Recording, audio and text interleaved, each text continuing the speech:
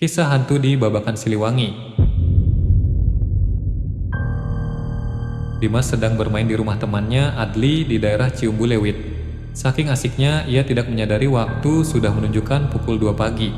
Ia harus segera pulang karena harus mengantar ibunya ke pasar pagi nanti. Adli menyarankan Dimas untuk menginap saja, tapi Dimas menolak dan bersikeras pulang.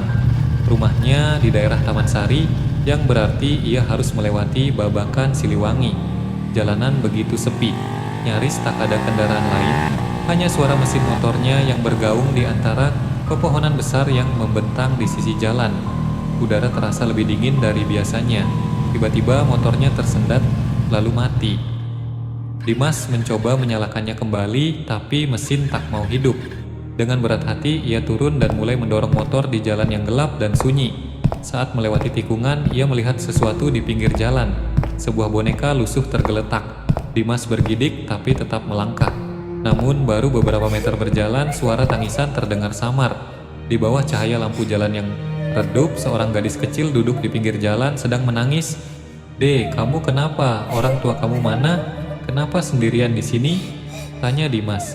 Suaranya sedikit gemetar. Gadis itu tak menjawab. Tangisannya semakin keras. Perlahan gadis kecil itu mengangkat kepalanya dan Dimas langsung mundur saat melihat wajah gadis kecil itu. Wajah gadis itu pucat, matanya hitam, darah mengalir dari luka di dahinya. Tiba-tiba gadis kecil itu tersenyum menyeringai. Kemudian ia tertawa.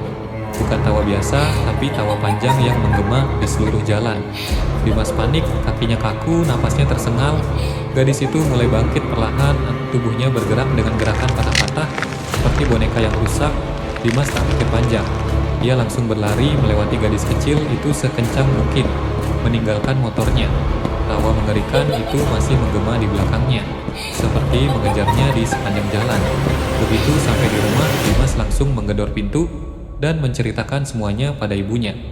Namun ibunya hanya mengelus dadanya, menyuruhnya beristighfar dan beristirahat. Pagi harinya, Dimas kembali ke Babakan Siliwangi untuk mengambil motornya.